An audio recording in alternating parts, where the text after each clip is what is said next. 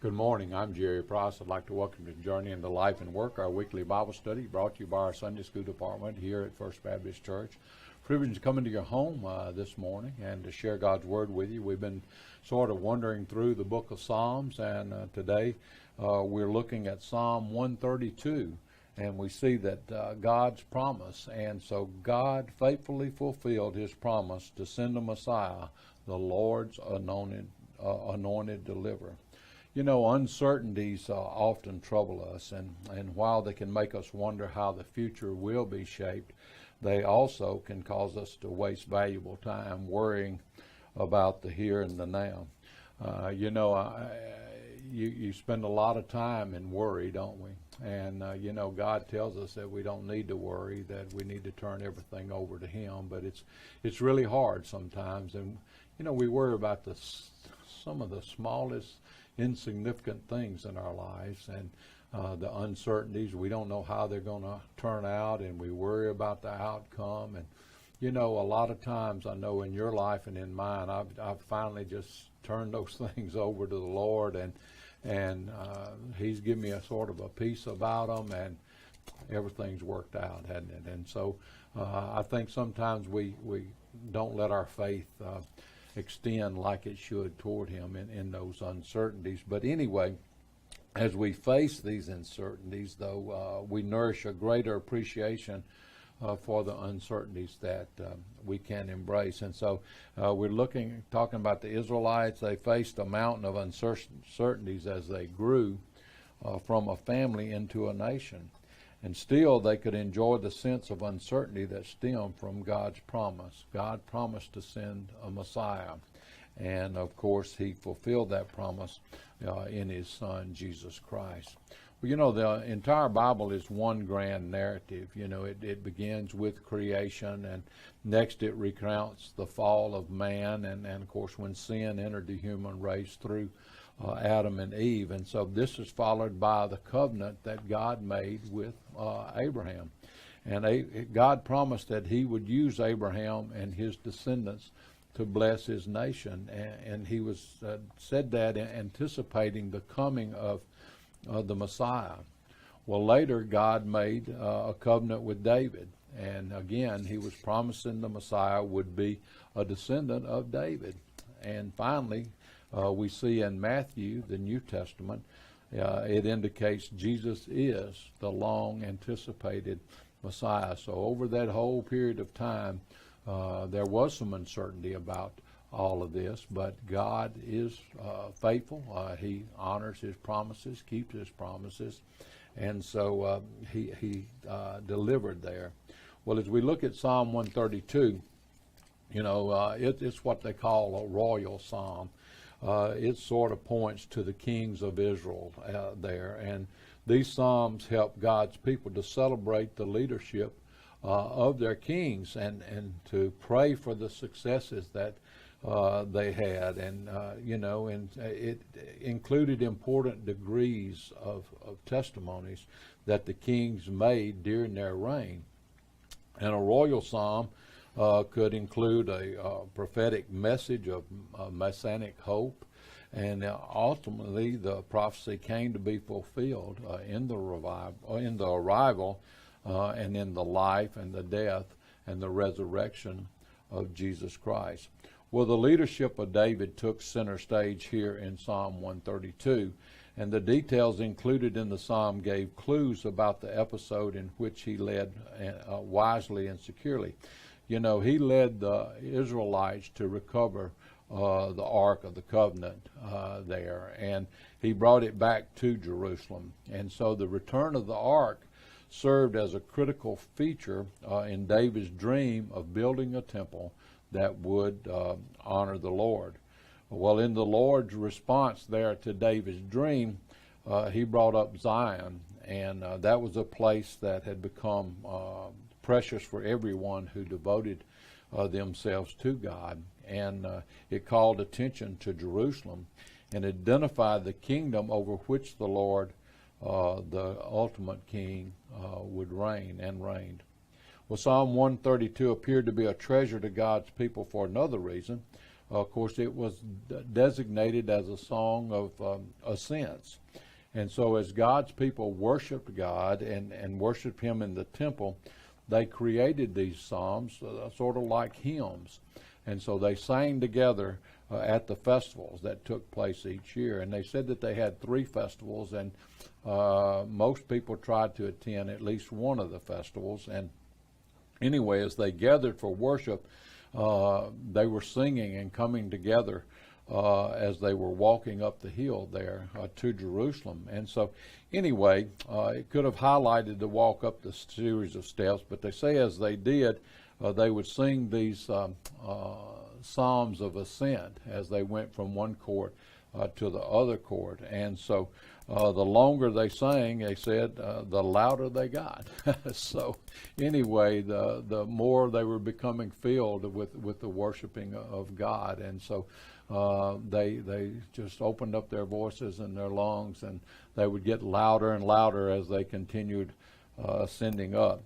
The idea of ascending with joy resonates in this psalm, and it begins with the worshipers asking the Lord not to forget David, King David, and what he had done.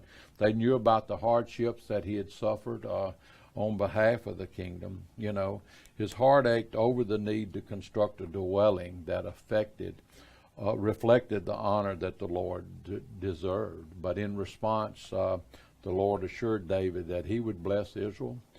He would bless Israel's kings, and he would send a Messiah. So in today's study, we're going to look at this promise that he made to David, and we're going to talk about that. So Psalm 132, verses 1 through 10, we're going to talk about God's dwelling place. So Teresa, let's look at that as we begin today.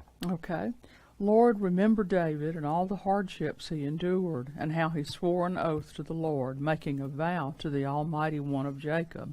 I will not enter my house or get into my bed. I will not allow my eyes to sleep or my eyelids to slumber until I find a place for the Lord, a dwelling for the Mighty One of Jacob.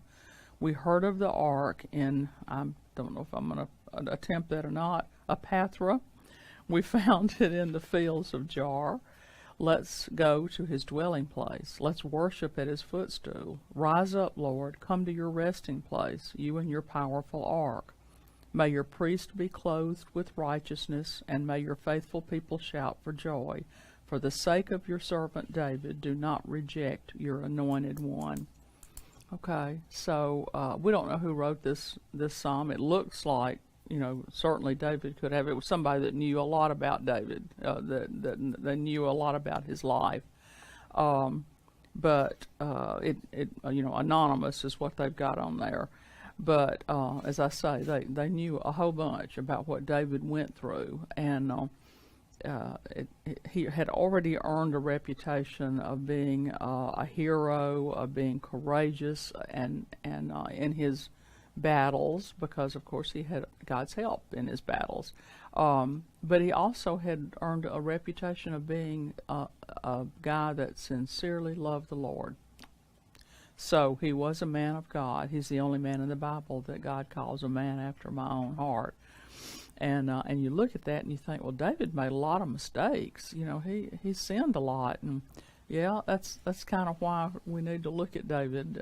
He did good things, he did bad things. He was human, and but when he did the bad things, he always repented. Sometimes it took a reminder for him to repent, but he always repented to God and stayed close to Him.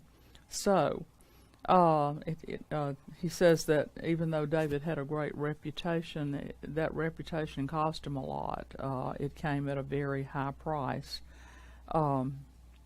He had to contend with all sorts of difficulties, all sorts of problems, as we do too. We do that every single day, and it seems like as Christians we even run into more problems than unbelievers, and that's, I guess, because we're attempting to live the right way, and although we don't always make it, but we're trying, and it makes it harder to do that. So anyway, but it said once he became king, his hardships multiplied, and we can see that in the Bible, and he sought God's leadership even more. he grew even more as a man of God. One of the first problems he had was Absalom, his son, and Absalom wanted to be king, and he thought it was his rightful place, and he did everything he could. I guess he's not first. I guess Saul was first, because Saul was the first king, and he was upset when he found out that God had Solomon, as he had David anointed. And so here is David anointed as king, Saul is king, there's the conflict, and David had to run for his life for years against Saul. Saul was trying to kill him. Saul sort of went crazy, and I think that his greed got to him, and he just absolutely went nuts, and he was after David, and all he wanted to do was kill him so he could have a safe seat as king. So that went on forever, and then Absalom the same way. He wanted the power. He thought he needed to be king, and this went on for years and years, that he did everything he could against David. And poor David was struggling with this because it was his son. And it must have been a very difficult thing to learn about all the little intrigues and things that Absalom coordinated in order to try to get to be the king. But David was tremendously, and that's what these scriptures are about, he was tremendously obsessed. He wanted to build a temple to God. And at that time, God was where the temple was. And so he said, here I am living in a palace, and have all of the things that I have, and there the Ark of the Covenant, where God is in a tent. And of course we know that the whole 40 years in the wilderness that they would build this tent, and that's where the Ark of the Covenant would be, and it would be its resting place, and that's where people went to worship God. That's where God was. And he said, this is just not right. He said, I'm just bound and determined that I'm going to build this structure that's going to be royal, it's going to be beautiful, it's going to be something fit for God. And so sort of metaphorically, he said, I'm not going to sleep. Well, we know he didn't go without sleep for years and years, but he in other words, I'm not going to rest.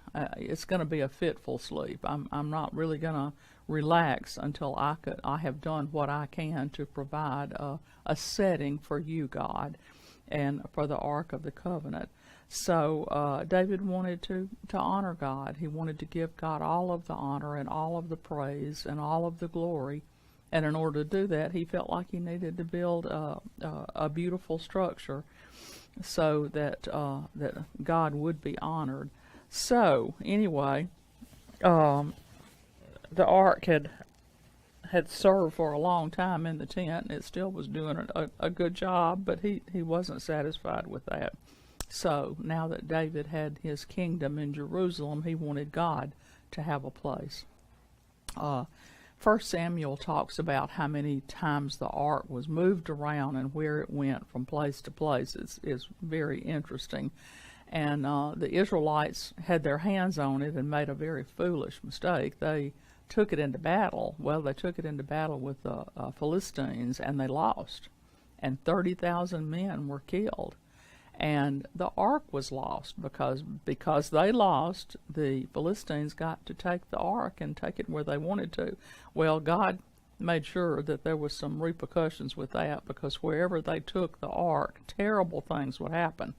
And so nobody wanted to keep it in their cities, and so it moved and traveled from place to place to place.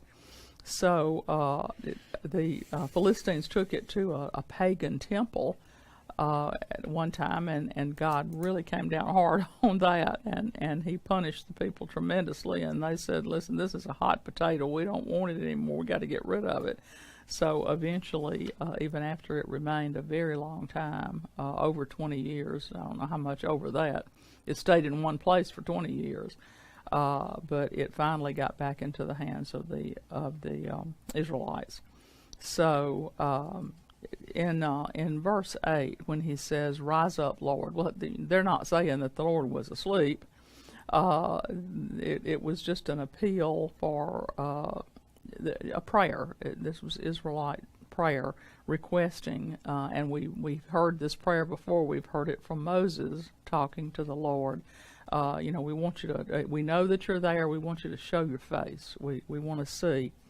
And so whoever wrote this was urging God to return, and to return to David, and to help him to do what he needed to do.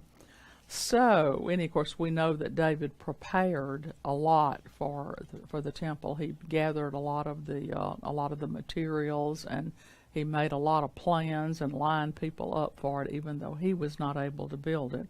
God chose not to have him building it because he said, David, you've got so much blood on your hands, which was something that God had, God sent him into battle. God had prepared him for these battles.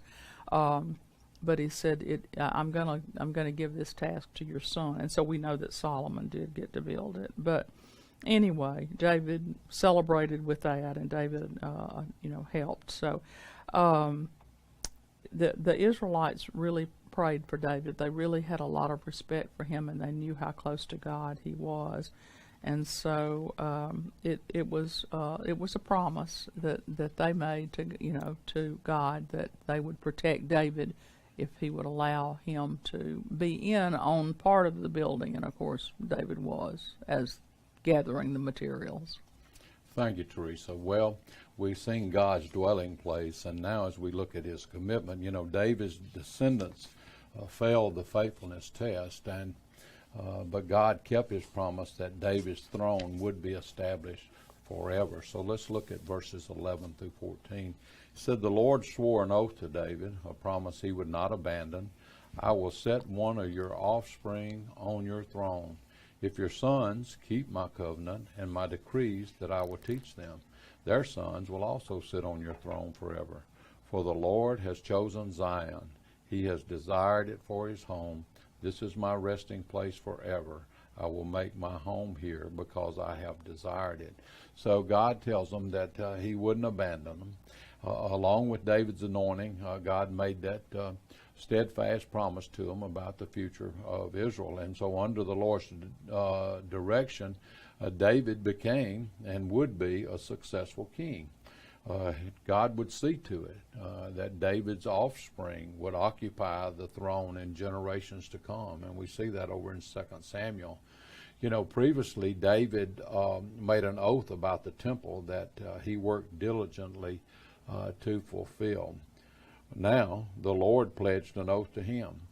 And because the Lord keeps his promises, David could be sure that what the Lord had told him and that he wouldn't abandon his word.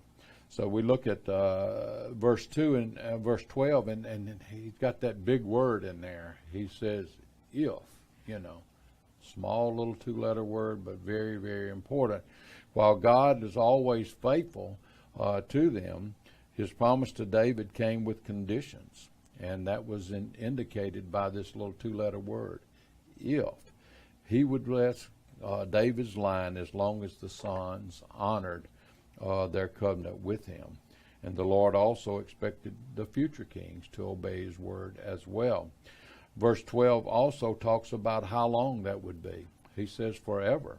A kingdom that lasted throughout a king's lifetime was expected, and many kingdoms even endured through several generations of a monarch's family. But however, a kingdom that would live on into eternity was virtually impossible for people to even begin to imagine, to even think about, Yet the Lord promised David that his kingdom would be eternal. It would last forever, and his sons would sit on the throne that God established through him forever, and that would be from one generation to the other. Not only did David hear the Lord's promise to him about his eternal kingdom, but if you'll look and remember, even the prophets Isaiah and Daniel prophesied about this and proclaimed its certainty.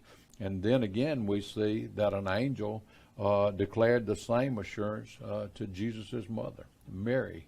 And so we see all of that taking place and being fulfilled as God has promised. Well, verses 13 and 14, he talks about his home.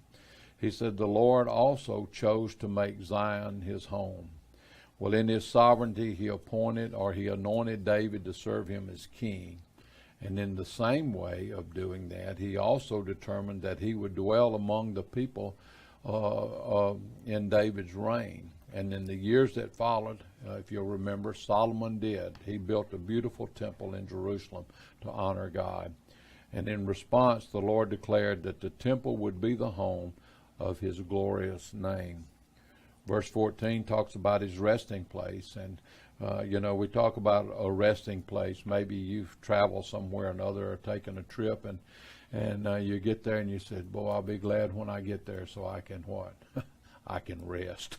After taking the long journey, that's where you want to be.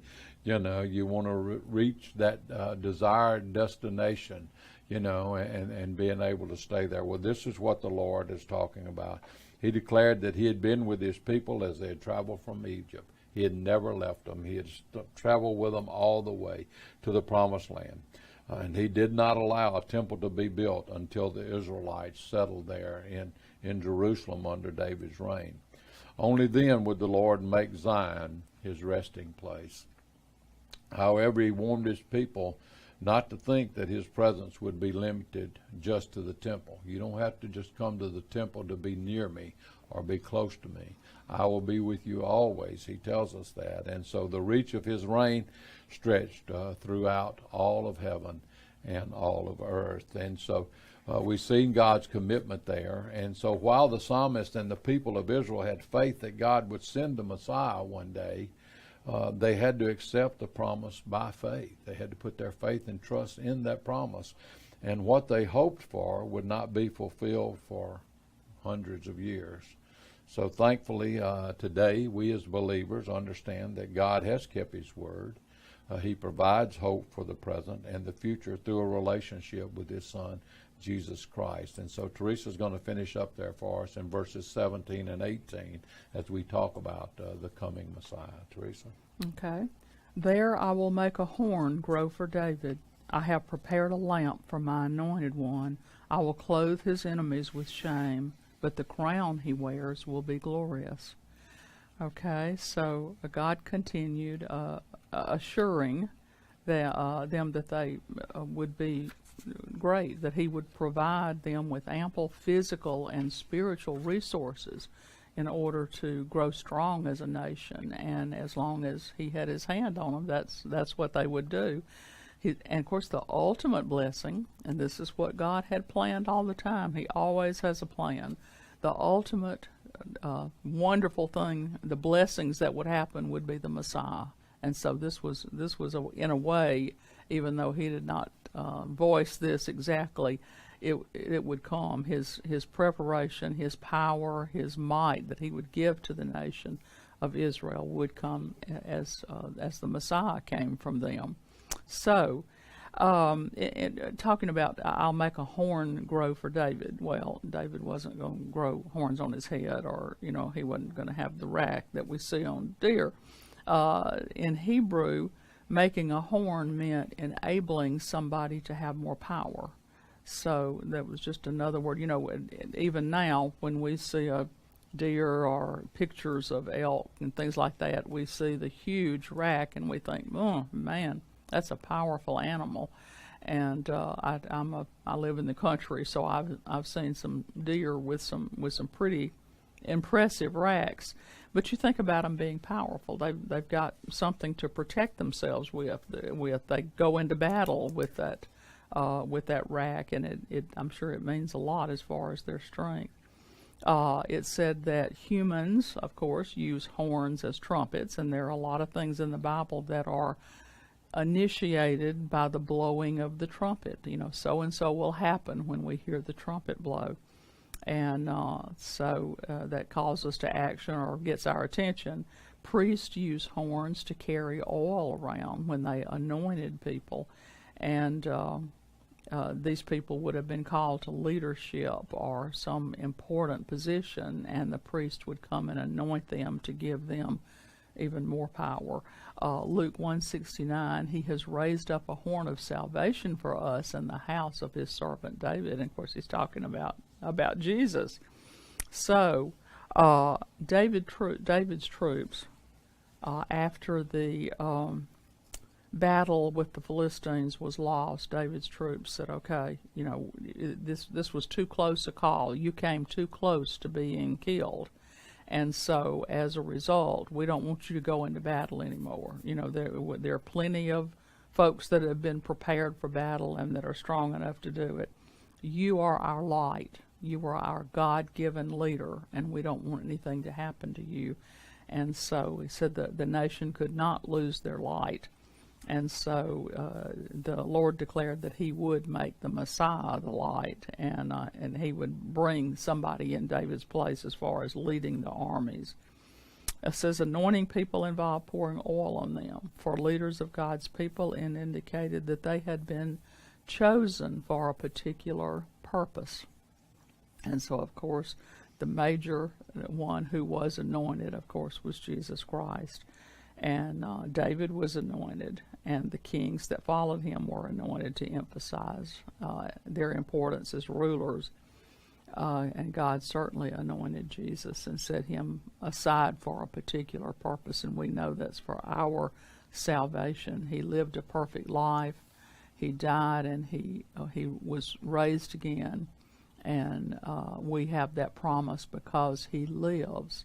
We can face tomorrow because he lives. We will live, and we will be risen too. So, what a wonderful thing. Well, the Lord warned anyone that attempted to stand against the anointed king or the anointed one, they would be humiliated with shame, and they would be punished. And the prophets proclaimed that both neighboring nations and Israelites too, who rallied against God, would be punished.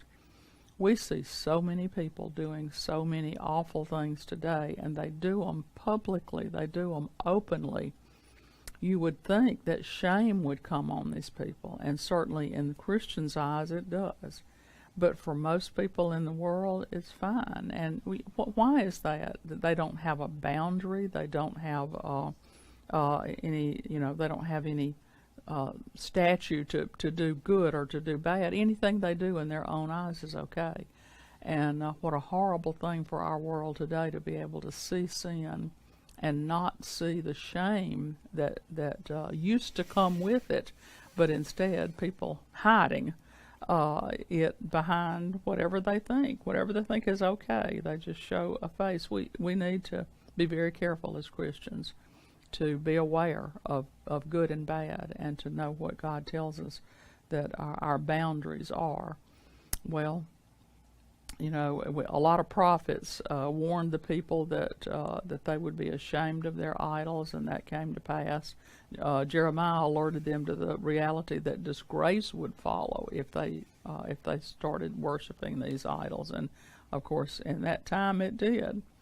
So, but in contrast to the shame, we know that God would bestow a crown on his faithful leaders that would be glorious. We have a crown. We have the crown of Jesus. That's been given to us. And the Messiah's crown would be matchless in its glory. He would be matchless in his power and authority.